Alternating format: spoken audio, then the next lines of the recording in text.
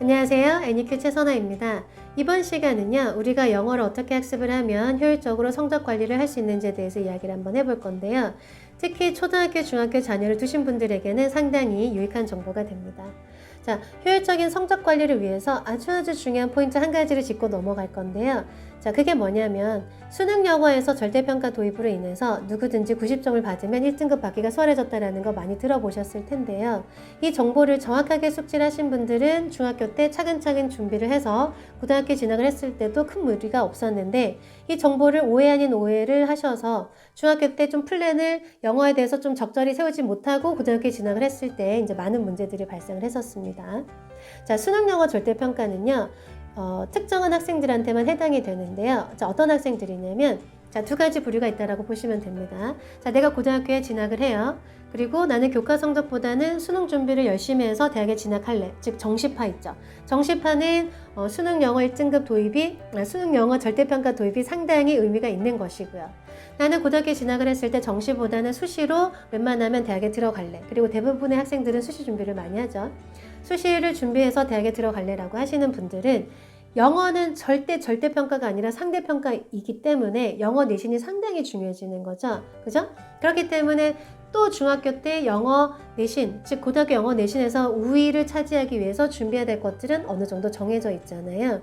고등학교 영어 내신 준비를 위한 공부와 수능 영어를 준비한 공부는 조금은 다를 수가 있거든요. 방향 자체가 조금은 다릅니다. 그래서 어떤 쪽으로 플랜을 세우는지에 따라서, 그러니까 정시인지 수시인지에 따라서 영어 공부하는 방법도 달라지는 거고요. 비중도 당연히 달라지겠죠.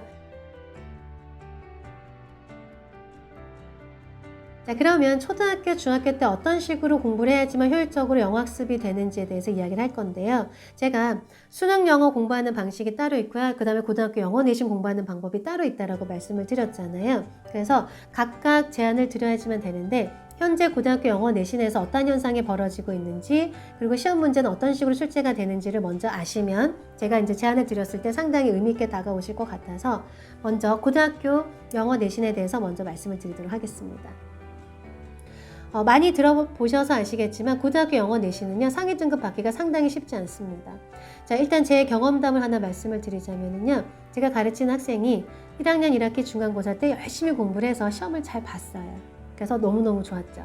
그런데 그 좋은 소식도 오래가지 못했어요. 왜냐하면 이 친구만 시험을 잘 본 것이 아니라 다른 친구들도 시험을 잘 봤기 때문에 잘 본 점수가 의미가 없게 된 거죠. 그죠? 그래서 웬만하면 시험에서 상당히 높은 점수를 획득했음에도 불구하고 3등급이 나올 상황이 벌어지는 거고, 많은 학생들이 3등급이 나올 상황이 벌어진 거예요. 그래서 이제 기말고사 때 선생님들께서 아주 변별력 있는 문제를 내셔가지고 이제 그 상황이 좀 무마가 된 케이스도 있었고요. 그 다음에 제 이제 기억에 남는 시험 문제는 또 무엇이냐면, 50분 동안 50문항이 나오고 많은 문제들이 다답형이었었던 거예요. 다답형은 뭐냐면 한 문제 정답이 하나가 아니라 2개 내지 3개를 골라야지만 되는 그런 유형들 있죠. 그리고 서술형이 정말 압권이었는데요. 일반 그 시험 문제에 나오는 지문의 길이가 한 요 정도라면 서술형에 나왔던 지문의 길이는 한 2배 이상이었다고 보시면 되세요. 그리고 시험 문제에서 어법이 나오면 웬만하면 선생님들이 밑줄을 이렇게 그어주시거든요. 그래서 다음 중 어법상 틀린 부분을 찾으시오. 이 정도가 이제 일반적인 문제고, 조금 더 난이도가 있으면 찾아서 바르게 고치시오. 아니면 조금 더 난이도가 있으면 찾아서 바르게 고치고 그 이유를 쓰시오. 이제 이렇게까지 나오거든요. 그런데 이 학교는 지문의 길이도 상당히 길고, 그리고 밑줄도 주지 않고 그냥 다음 글에서 어법상 틀린 부분을 찾아서 바르게 고치시오. 이런 문제가 나왔던 거예요. 그리고 번호가 1, 2, 3, 즉 틀린 거는 3가지가 있다는 뜻이죠. 자, 이런 시험 문제가 있었습니다.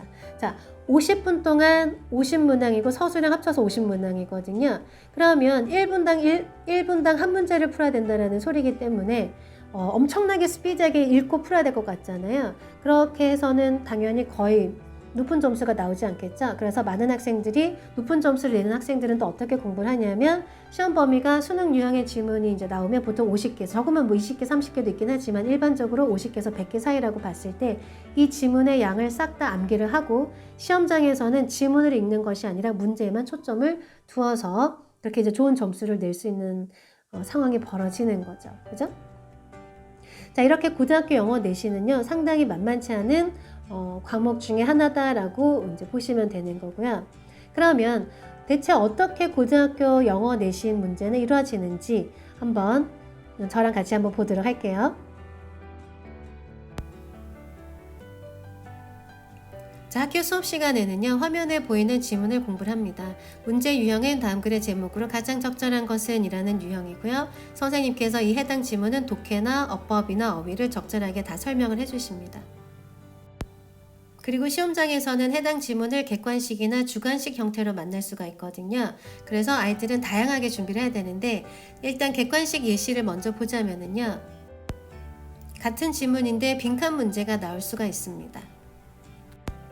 그리고 글의 순서 배열 문제가 나올 수가 있어요. 같은 지문이지만 지문의 내용을 알고 있어야지만 풀 수 있는 거고요. 그리고 같은 지문이지만 밑줄 친 어휘의 쓰임이 적절하게 쓰였는지를 판단을 해야 되는 문제가 나올 수가 있어요. 그리고 주관식으로서 어법상 틀린 부분을 찾아서 고치는 문제가 나올 수가 있습니다. 학교에 따라서는 틀린 부분을 찾아서 고치고 그 이유까지도 써야 되는 케이스가 있어요. 그리고 같은 지문인데 글의 주제를 영어로 작성하시오 라고 나오고요. 때에 따라서는 학교마다 다르긴 하지만 논술형으로 작가의 주장에 대해서 자기의 의견을 쓰시오 라는 논술형까지도 나올 수가 있어요. 자, 그러면요, 우리가 이제 이렇게 시험 문제를 보셨잖아요. 그러면 우리가 초등학교 때, 중학교 때 어떤 식으로 수능 영어를 공부를 하고 어떻게 내신 영어를 공부해야 되는지에 대해서 다음 영상에서 만나 뵙도록 할게요. 제 영상이 도움이 되셨다면 구독과 좋아요 꼭 눌러주시고요. 알람 설정도 해주세요.